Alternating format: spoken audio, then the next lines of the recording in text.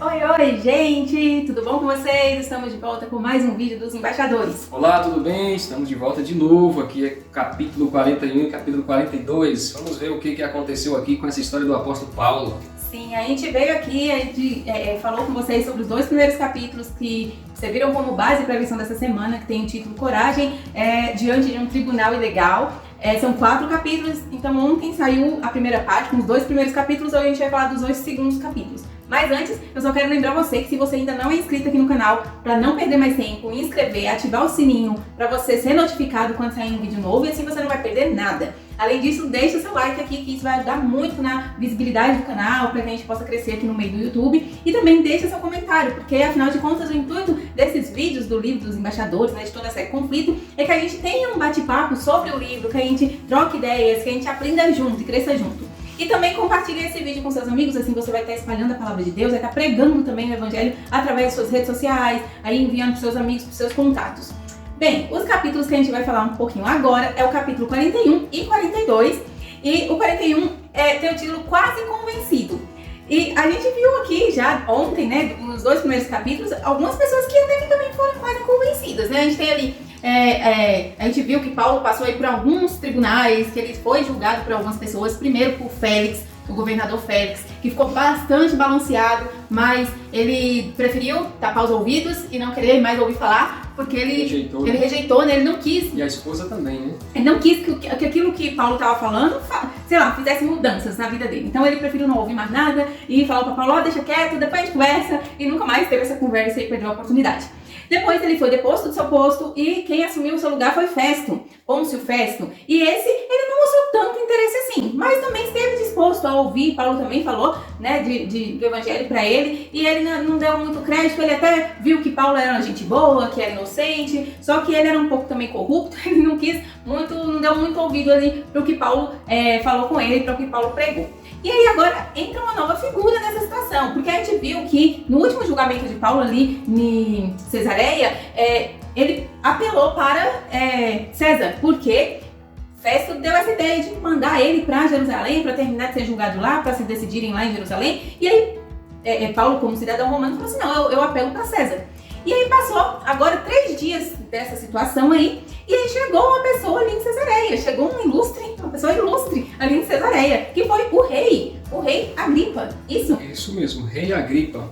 E é um rei muito, assim, curioso, né? E estava ali, hospedado ali em Cesareia, estava junto ali com o governador Festo. Só lembrando que o rei Agripa era um rei judeu, ele era judeu, só que ele não era tão fanático, né, assim, não tinha o preconceito que outros judeus fariseus tinham, mas ele conhecia, né, tudo, ele conhecia a lei, conhecia a Torá, conhecia tudo porque ele era judeu. Isso mesmo. Durante esse tempo, o governador Festo estava esperando até surgir uma embarcação para mandar o apóstolo Paulo para a Itália, né, para Roma. E ali, enquanto esse tempo foi aguardando e não aparecia nunca essa embarcação indo para lá, o Paulo ficou preso e agora o rei Agripa chega na região e Festo comenta com ele sobre essa situação. Olha, eu tô com um cara preso aí que o Félix deixou e esse cara, eu não vejo crime nele, tem umas ideias assim diferentes, ele é judeu também. E contou toda a história, como aconteceu, né, pro rei. Eu acho engraçado porque tem a parte aqui que eu até grifei, que fala assim, ó, que Festo foi descrevendo a história pro rei Agripa e ele disse assim, ó, que os judeus tinham alguns pontos divergentes, né, entre Paulo e os judeus, eles divergiam em algumas coisas, principalmente sobre um certo Jesus, que já estava morto, mas que segundo Paulo estava vivo. Então ele falou assim, que a maior divergência entre os judeus e Paulo é a questão desse Jesus que estava morto, mas Paulo está falando que não está morto, que está vivo, e aí é isso que causou toda a confusão. Paulo já tinha mencionado antes para Félix que acreditava na ressurreição, mencionado para Festo também, que acreditava na ressurreição, e misturou toda essa história, e o rei Agripa ficou curioso, falou assim, como eu queria ouvir esse cara, para mim ouvir essas ideias dele. E aí foi quando o Festo decidiu chamá-lo à sala para conversar, interrogar, né? Para que o rei Agripa conhecesse ele e conhecesse a história. Lembrando que o apóstolo Paulo, que ele já estava de uma certa idade, já não era mais um jovem ou uma pessoa assim nova, ele já era de idade já, né? Estava ali preso já há um bom tempo. lembrando que às vezes a gente está estudando aqui há alguns meses, um período estudando a história de Paulo, mas isso aí foi coisa que aconteceu durante a vida dele, né? Quando a gente fala assim, é porque a gente chega aqui em uma semana e fala assim, e aí Paulo passou na cidade tal, pregando na cidade tal, aí na outra semana a gente fala, Paulo passou em tal cidade, e não foi assim, passando rapidinho, cada semana tá no lugar, né? Ele ficava às vezes anos, ficava muito tempo em uma cidade, fazendo trabalho ali, depois ele ia pra outra. Isso mesmo, então trouxeram Paulo ali para ver esse diálogo, e Paulo não se intimidou por estar preso ali nessa situação complicada, ele não se intimidou ao estar na frente de um rei. Ele começou a falar livremente, né? Estava ali com lucidez, com boa memória de tudo aquilo que tinha acontecido. E ele começou a voltar no passado, contar de como ele era antes de ser cristão, como ele perseguia, o encontro que ele teve com Jesus, a conversão dele. E foi voltando ao passado e contando para o rei Agripa, e o rei Agripa estava atento ali a cada movimento que acontecia nas suas palavras, né? Uma coisa que me chamou a atenção nesse capítulo é que Ellen White, ela comenta que foi um grande contraste, porque estava o rei Agripa com sua esposa e várias pessoas da corte, pessoas cheias de ouro, com seus trajes, né, assim, com ostentação, pessoas ricas, né, pessoas assim, ilustres. E aí entra Paulo, acorrentado, com umas vestes meio que maltrapilho, assim. Então era como se fosse assim, os donos do mundo e a ralé, sabe? Ninguém daria nada por ele. Mas aí Ellen White comenta que, apesar disso tudo, ele estava ali com uma grande quantidade de anjos de luz, anjos poderosos ali junto com ele, que se abrissem os olhos daquele povo todo e eles pudessem contemplar a glória de pelo menos um anjo, eles iam cair tudo com o rosto em terra. Então não adiantava nada, todo o luxo, toda a riqueza, tudo que eles ostentavam, se quem realmente tinha aquilo que importava era Paulo, que aparente para eles era quem não tinha nada.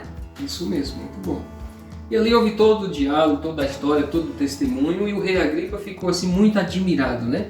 E chegou uma hora que em festa, ele falou assim, Paulo, você tá louco, você tá doido, rapaz. É porque eu fico pensando que Paulo, ele começou a afirmar, falando assim, que ele viu Jesus, ele conversou com Jesus, que tinha morrido, né, que agora não estava mais morto. Então, pra quem não acredita, é tipo uma loucura, tipo, você tá doido? E o rei festa falou, rapaz, você tá louco, as letras estão te deixando louco. Ou, provavelmente Paulo era um cara que escrevia muito, estudava muito, né? Ele falou, rapaz, você tá estudando demais, tá ficando louco. Tá afetando a sua cabeça. Mas algo interessante aconteceu, amigos, que o rei Agripa, ele foi abalado pela mensagem de Paulo. Ele disse assim, por pouco me persuardes a me fazer cristão.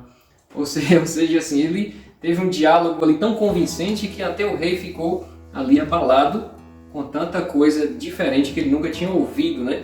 Eu fico pensando, quem sabe se não fosse as interrupções, tivesse mais um tempinho para pregar pro rei, mas aí depois que ele, né, falou tudo aquilo pro rei, o rei ficou balanceado, mas ele falou assim, faltou pouco, viu, pra eu ser convencido.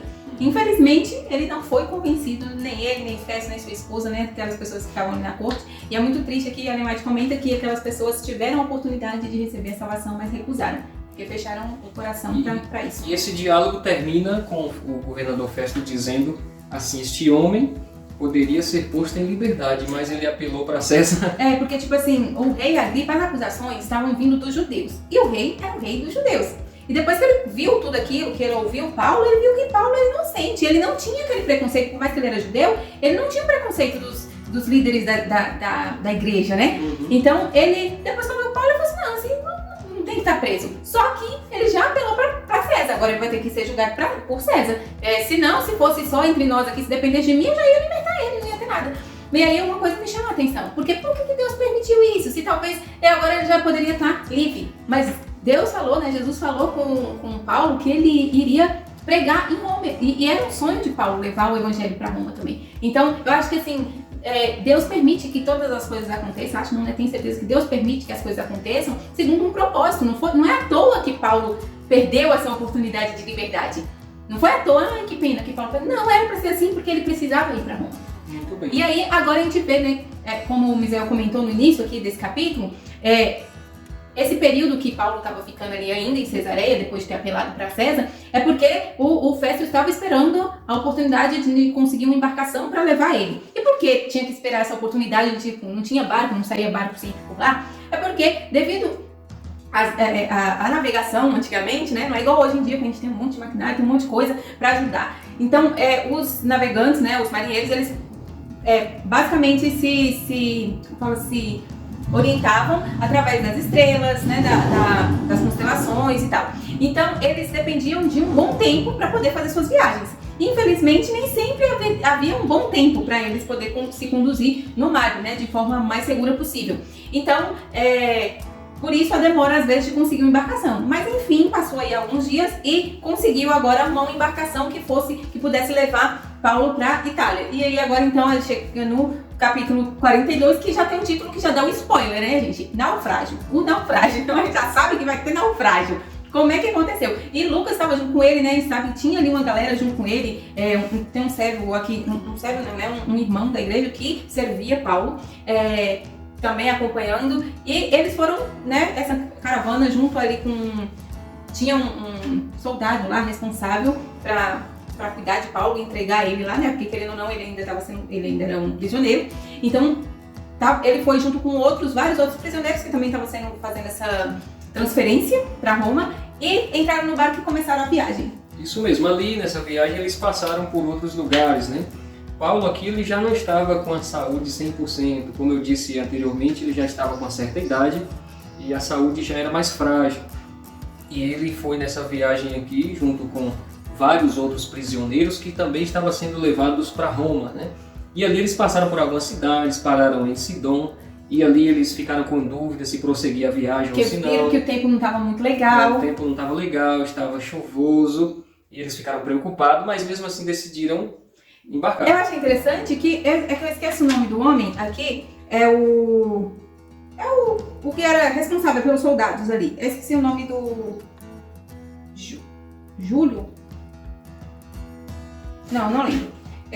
Eu não anotei aqui no livro, mas aí tinha um responsável por eles, e eu achei interessante, não é o responsável pela viagem. Eu achei interessante que Paulo ganhou tanta confiança deles ali, que ele foi perguntar para Paulo o que Paulo achava, se eles deveriam continuar pensando. Paulo era um prisioneiro, Paulo mandava em quê? Mas ele foi perguntar para Paulo o que Paulo achava, que eles deveriam continuar a viagem ou não. Paulo falou, deu o conselho de que seria melhor aguardar um pouco mais. Só que infelizmente outros, que foi a maioria, falou que não, que dava para viajar ainda, vamos continuar a viagem. E assim acabou indo a viagem. Mas eu achei muito interessante essa questão de Paulo ser uma pessoa tão confiável, né, de ver tanto o caráter de Deus na pessoa de Paulo, que até as pessoas que estavam ali responsáveis para vigiar ele, né, que ele era um prisioneiro, mas essas pessoas tiveram a confiança ganha, né, por Paulo. Por exemplo, isso aconteceu também no caso de José, né? A gente viu José foi trabalhar com Potifar e Potifar entregou tudo que ele tinha nas mãos de José, porque ele tinha confiança em José. Aí José depois vai preso e aí lá na cadeia, o responsável ali pela prisão também acaba deixando tudo nas mãos de José, porque José era muito confiável.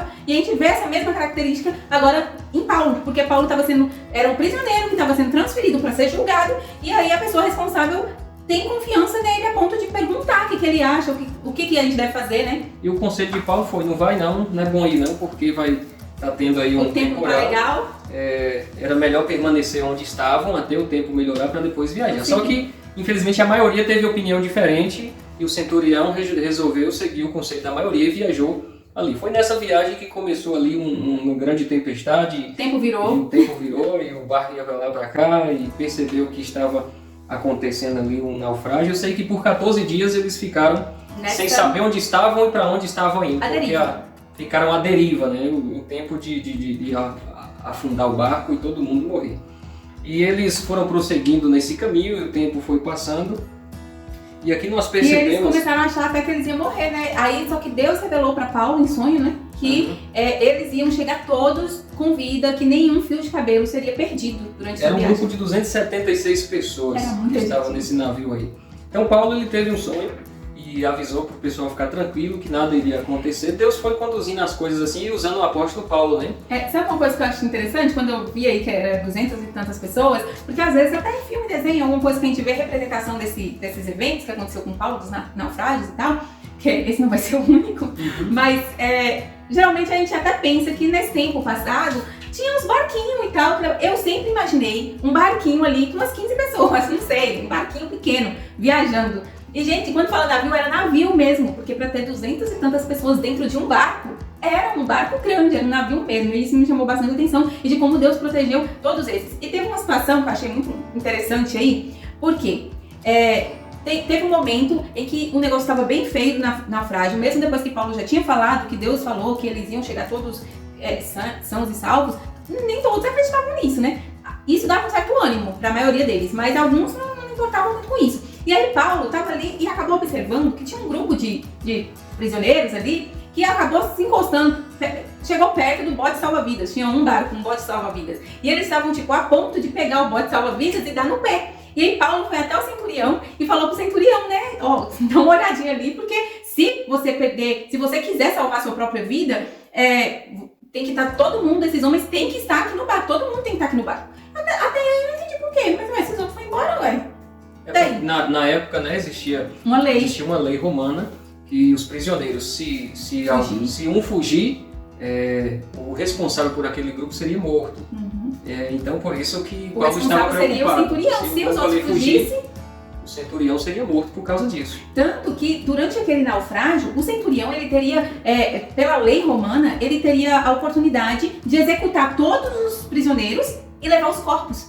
Porque era preferível que chegassem todos lá mortos, mas que estivessem todos. Ele não poderia deixar que fugissem. Então, só que pela intervenção de Paulo e pela confiança que ele sentia nas palavras de Paulo, a condução que ele teve ali, ele até ajudou nessa parte que impediu que os presos fugissem, o centurião acabou tendo confiança em Paulo. Porque teve um momento aí que o barco começou a realmente naufragar e se espedaçar, né? E eles tiveram que... Eles encalharam num banco de areia que estava chegando perto da ilha de Malta. E aí, quando estava perto da ilha, que eles já estavam até mais tranquilos, achando que ia conseguir sobreviver, encalhou antes de chegar na ilha. E eles iam ter que chegar o resto a nado. Só que nem todos os presos sabiam nadar. E aí voltou aquele medo e agora, se eu perder algum preso, como é que vai ficar? Só que foi nesse momento que Paulo falou que Deus revelou que nenhum ia ser perdido, nenhum fio de cabelo ia ser perdido naquele naufrágio. E ele confiou em Paulo, uma pessoa que não era temente a Deus, confiou na palavra de Paulo e aí instruiu para que os presos, o pessoal fosse a nado e os que não soubessem nadar pegassem pedaços de tábua e com a ajuda dos pedaços de tábua conseguissem chegar à praia. Tudo que tinha no navio que não afundava, cada um agarrou e foi. E todos eles, os 200 e não sei quantos aqui, chegaram na praia. Isso, era a ilha de Malta, né? E ali encontraram pessoas que moravam naquela ilha, que os receberam, né? E ali eles fizeram uma fogueira. Todos os prisioneiros estavam acorrentados, né? Era assim que transportavam, mas todos conseguiram sair ali com vida e fizeram uma fogueira para se aquecer. E Paulo, acho que estava ali pegando lenha e pegou numa serpente e essa serpente mordeu ele, né? E as pessoas que estavam ali, que moravam na ilha, que viu aquilo acontecendo, disse assim: esse homem deve ser amaldiçoado pelos deuses, porque deve ser um assassino terrível. Escapou de um naufrágio, mas a serpente não vai escapar. Perdoou, não. A serpente era venenosa, assim que mordesse uma pessoa, a pessoa morria. E eles ficaram esperando ali a reação. Paulo catou aquela cobra e jogou dentro do fogo. E nada aconteceu com ele. E o tempo foi passando e nada aconteceu e as pessoas já começaram a mudar o discurso. Olha, esse cara é um cara especial. Ele tem poderes especiais, porque a serpente pegou ele, não matou, ele escapou do naufrágio, nem a serpente mais venenosa que tem aqui não matou ele. E Lucas conta até coisas a mais que aconteceu ali na ilha, porque eles ficaram um período na ilha, até eles depois conseguirem, né, continuar a viagem deles. E durante esse período que estava na ilha, Paulo, ele foi até a casa de várias pessoas que estavam ali, ainda conta aqui a casa de um homem que eu esqueci o nome. Algumas pessoas até hospedou eles ali, Sim. no período que eles ficou na ilha, né? E aí ele realizou curas, teve pessoas que estavam enfermas, que tinham diversas situações, e ele operou algumas curas, né, pelo poder de Deus. E depois que eles saíram ali da ilha, essas pessoas ficaram tão agradecidas por tudo que eles fizeram e tudo mais, que deram vários despojos, várias coisas para ajudar, presentes e coisas para ajudar no restante da viagem deles até Roma, que eles iam agora prosseguir, depois que eles passaram por esse tempo por Malta. Isso mesmo. Então, a história desse capítulo termina assim com essa parte muito bonita, né, de cura. Ele ficou hospedado na casa de uma pessoa e o pai dessa pessoa estava doente e ele mandou chamar e orou a Deus e Deus curou. E o povo da ilha ficou sabendo e foi trazendo todo mundo que estava doente na ilha e foi curado, né, diz a história. E ali Deus operando, assim, no céu nós vamos ter muita surpresa, né? Quantas pessoas ali talvez devem ter conhecido Jesus através desse fato, né? Então, do naufrágio, Deus coloca Paulo naquela ilha para poder testemunhar.